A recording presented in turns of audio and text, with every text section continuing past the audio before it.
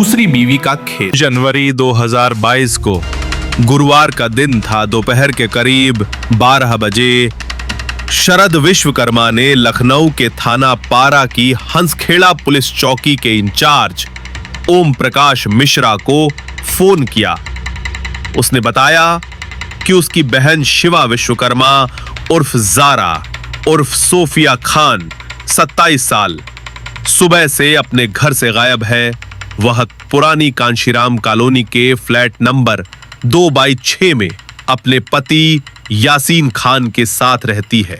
ठीक है, आप चिंता मत करो, कुछ ही देर में पुलिस वहां पहुंचती है, चौकी इंचार्ज ओम प्रकाश मिश्रा ने शरद से कहा।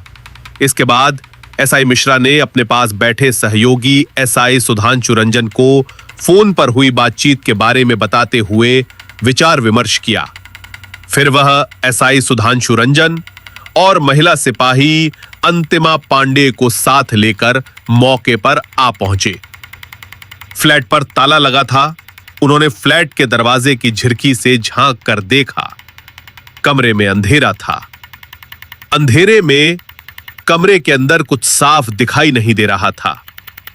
अंदर से हल्की दुर्गंध आती महसूस हुई तो मौके की नजाकत को समझकर एसआई सुधांशु रंजन ने थाना पारा के प्रभारी नधिबल तिवारी को फोन पर मामला संदिग्ध होने की आशंका जाहिर करते हुए तुरंत ही मौके पर आने को कहा। थाना प्रभारी दधिबल तिवारी एसआई की सूचना पाकर महिला SI Reena Verma, head constable Ashok Kumar को साथ लेकर पुरानी कांशीराम कॉलोनी आ पहुंचे। पड़ोसियों से पुलिस ने यासीन खान के बारे में पूछताछ की तो वह कुछ नहीं बता सके। चूंकि फ्लैट से दुर्गंध आ रही थी, इसलिए लोगों की मौजूदगी में पुलिस ने फ्लैट का ताला तोड़ दिया। उसके बाद कमरे का सघन निरीक्षण किया। काफी देर तक छानबीन करने पर यासीन खान की दूसरी पत्नी शिवा विश्वकर्मा उर्फ जारा उर्फ सोफिया खान की लाश पलंग पर गद्दे की तह में लिपटी हुई मिली। पुलिस टीम अभी छानबीन कर ही रही थी। उसी समय मृतका शिवा उर्फ सोफिया का भाई शरद विश्वकर्मा भी मौके पर पहुंच गया। उसने थाना प्रभारी को बताया कि यासीन खान ने पहली पत्नी शहर बानो के मौजूद रहते हुए उसकी बहन शिवा विश्वकर्मा से दूसरा प्रेम विवाह नेपाल में किया था और इस पे उसने शिवा को कई बार फोन किया तो बहुत मुश्किल से बहनोई यासीन खान ने कल रिसीव करते हुए उसे बताया कि तुम्हारी बहन की शहर बानो से कुछ कहा सुनी हो गई है। कुछ ही देर में मैं उसे मनाकर अस्पताल ला रहा हूं। जब काफी देर हो गई और शिवा खाना लेकर अस्पताल नहीं पहुंची तो शरद विश्वकर्मा को कुछ आशंका हुई। तब उसने मोबाइल फोन से थाना पारा चौकी इंचार्ज ओम प्रकाश मिश्रा को सूचना दी। शरद विश्वकर्मा ने कहा कि उसका बहनोई यासीन खान और उसकी पहली पत्नी शहर बानो सुबह अपने घर पर मौजूद थे, जिन्होंने अस्पताल आने का जिक्र किया था, लेकिन अब वह अपनी पत्नी शहर बानो को लेकर गायब हो गया। थाना प्रभारी दधिबल तिवारी ने एसआई ओम प्रकाश मिश्रा और सुधांशु रंजन से मृतका के पोस्टमार्टम कार्रवाई कराने हेतु निर्देश देने के बाद शरद विश्वकर्मा से तहरीर लेकर मुकदमा दर्ज करने को कहा और थाने लौट आए। शरद विश्वकर्मा की तरफ से पारा थाने में भदम्बी की धारा 302, 201 के अंतर्गत यासीन खान एवं उसकी पत्नी शहरबानो के खिलाफ मुकदमा दर्ज करा दिया। मुकदमा दर्ज होने के बाद पुलिस के गले ये बात नहीं उतर रही थी कि यासीन खान अपनी पत्नी सोफिया की हत्या भला क्यों करेगा। पड़ोसियों से छानबीन करने का एसआई ओम प्रकाश मिश्रा को पता चला कि शहर बानो 2 दिन पहले ही अपने मायके बहराइच से लगभग 3 माह के बाद ही लौटी थी और वह यहां लखनऊ में यासीन और सोफिया के साथ एक ही रूम में रहती थी। अब पुलिस को पोस्टमार्टम रिपोर्ट का इंतजार था। 22 जनवरी 2022 को शिवा विश्वकर्मा की पोस्टमार्टम रिपोर्ट पुलिस को मिल गई। पोस्टमार्टम रिपोर्ट से यह बात स्पष्ट हो गई कि उसकी हत्या किसी धारदार हथियार से नहीं बल्कि गला दबाकर की गई थी। थाना प्रभारी दधिबल तिवारी ने विवेचना अपने हाथों में लेकर जांच करनी शुरू कर दी। पुलिस को भरोसा था कि सोफिया की हत्या का क्लू उसके भाई शरद विश्वकर्मा से जरूर मिल जाएगा, लेकिन पुलिस के पूछने पर शरद हत्या का राज व कारण तो नहीं बता सका। अलबत्ता इतना जरूर कहा कि शहरबानो एवं उसकी बहन में काफी अनबन रहती थी और उसकी बहन को शहरबानो फूटी आंख नहीं सुहाती थी।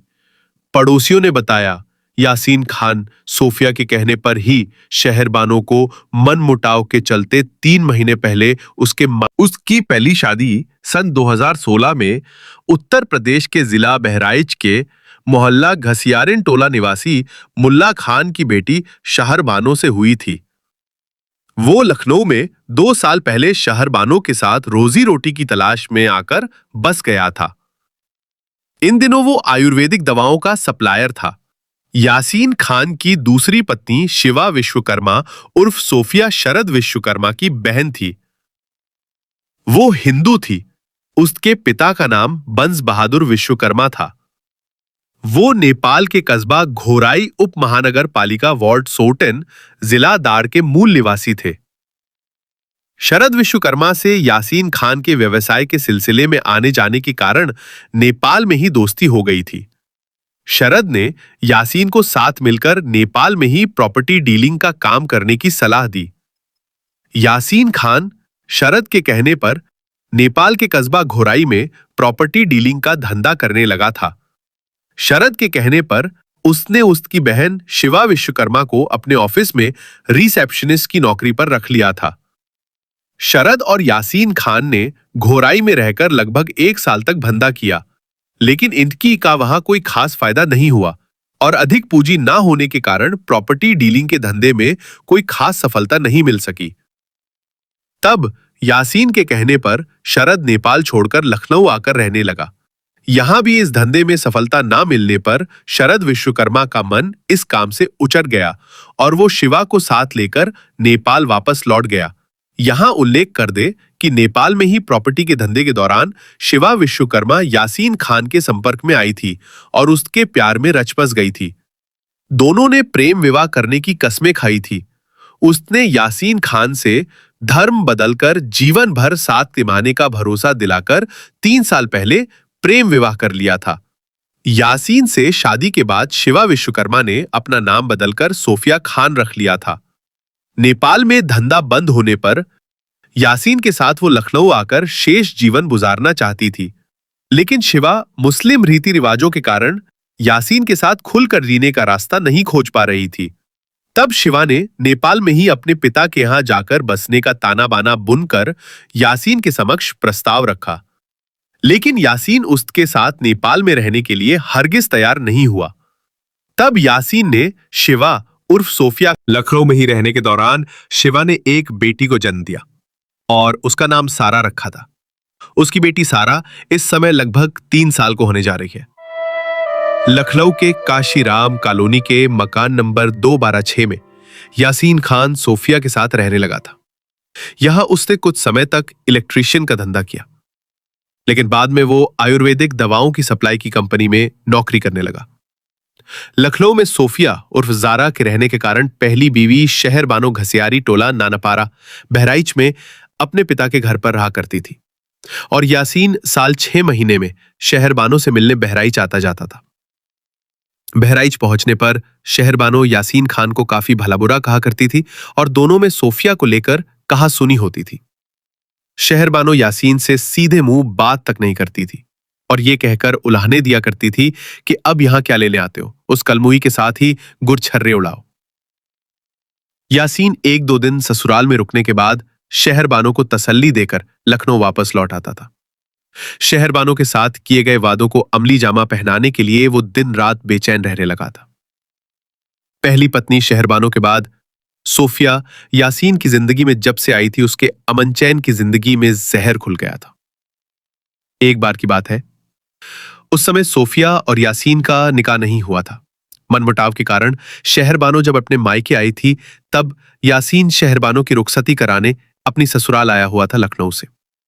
यासीन के साथ शिवा विश्वकर्मा भी आई थी, तो शहरबानो को ससुराल में ना पाकर यासीन को काफी अचरज हुआ। शहरबानो की बहन रेशमा ने पूछने पर यासीन को बताया कि आपा तो खालाजान के यहाँ गई हुई है। उनके यहाँ कुरान खुआनी की दावत है, आज ही वापस आने के लिए कह गई थी। यासीन को जानकर काफी तसल्ली हुई कि अब शहर बानो नाम का कांटा उसकी आंखों से दिन भर के लिए दूर है। दोपहर के समय यासीन खान जब शिवा के साथ कमरे में सो रहा था तो शिवा के साथ अटखेलियां खेलने में मस्त हो गया। शिवा यासीन के साथ बातें करने में मशगूल थी। कुछ ही देर पहले शिवा और यासीन हम बिस्तर होकर अलग हुए थे, तब शिवा ने उसके साथ निकाह नहीं किया था।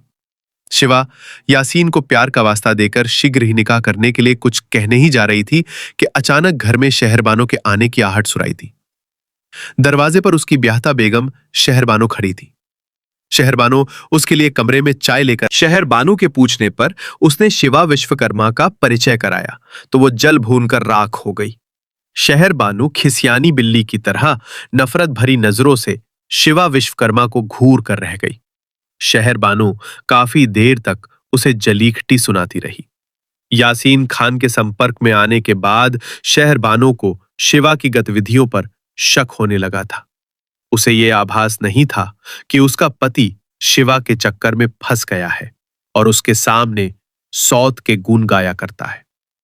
यासीन के साथ वो काशीराम कॉलोनी में आई हुई थी तो शिवा को पति के साथ एक बार आपत्तिजनक अवस्था में उसे देख लिया था तो उसे पूर्ण विश्वास हो गया था कि शिवा विश्वकर्मा उर्फ सोफिया उसके शौहर पर डोरे डाल चुकी है और यासीन भी उसके रग में रच बस चुका है। यहीं से शहरबानो के मन में कांटा पनप चुका था और खुशहाल जिंदगी में घर के अंदर कलह शुरू हो गई थी। फलस्वरूप शहरबानो आए दिन अपनी ससुराल में रहा करती और यासीन खान ने पूर्ण रूप से स्वतंत्र होकर शिवा विश्वकर्मा के साथ निकाह कर लिया था। घर में शहरबानो पहले से जली भुनी बैठी थी और उसने घर में शिवा और सोफिया को देखकर कोहराब बचा दिया था। पानी सिर से ऊंचा होते देख यासीन पत्नी शहरबानो की बातें सुनकर बुरी तरह बौखला उठा था। उसने कहा, तुम लोग सोफिया के बारे में बुरा भला कहने वाले कौन होते हो शहरबानो? और उसकी बहन रेशमा को तो उस दिन जैसे भूत सवार था। यासीन ने रेशमा को डांटते हुए खामोश रहने की हिदायत दी। विवाद बढ़ता गया और यासीन ने गुस्से में सोफिया के सामने शहरबानो पर मिट्टी का तेल उड़ेल दिया और शहरबानो को जलाकर मारने की धमकी दे डाली। उस दिन कोई अनहोनी न हो इसलिए माता पिता के द्वारा मामला रफा दफा कर दिया गया और यासीन अगले दिन शहरबानो की बिना रुखसती कराए सोफिया को साथ लेकर बहराइच से लखनऊ वापस लौट आया और शहरबानो को धमकी दे डाली कि अगर तुम्हारी गर्ज हो तो तुम लखनऊ खुद चली आना। लेकिन सोफिया के कारण शहरबानो लखनऊ वापस लौटकर नहीं आई। यासीन उसे लेकर परेशान रहने लगा था क्योंकि सोफिया के कारण शहरबानो से अब उसकी तलाक की नौबत आ गई थी। कहावत है कि नारी नदिया की धार होती है और पुरुष एक किनारा होता है, दोनों विमुख भी नहीं रह सकते हैं। शहरबानो यासीन ने भी उत्तर में कहलवा दिया कि यदि वो अपनी बेटी को भेजने के लिए तैयार है तो वो उसे खुद पहुंचा दे, वो उसे अपने पास रखने को तैयार है। शहरबानो के वालिद मुल्ला खान ने बेटी को समझाया कि तुम्हें अपने शौहर के यहां खुद चले जाना चाहिए। उस दिन 18 जनवरी 2022 को एक लंबे अरसे के बाद लखनऊ स्थित कांशीराम कॉलोनी वो खुद आ गई थी।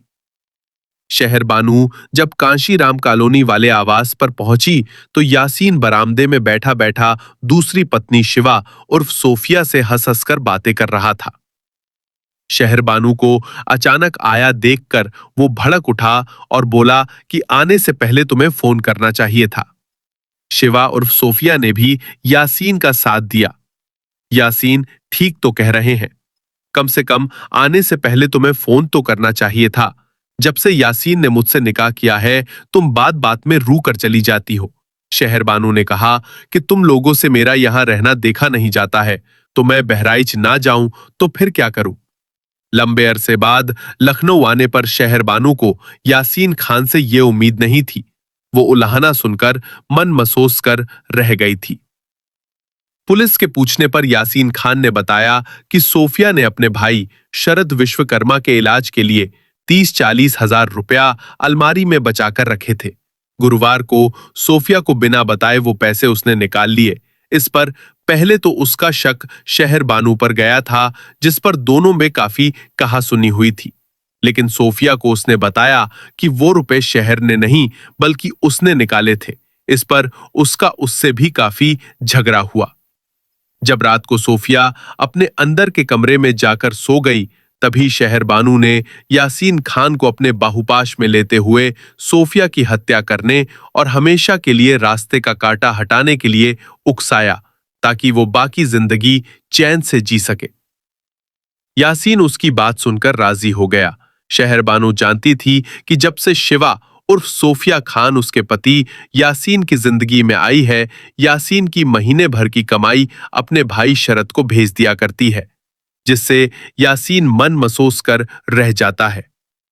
20 जनवरी 2022 को शिवा उर्फ सोफिया जब सो गई, तो शहर बानू ने सोफिया की हत्या करने के लिए यासीन को अस्पताल में शरद विश्वकर्मा के पास ना भेजकर घर पर ही रोक लिया।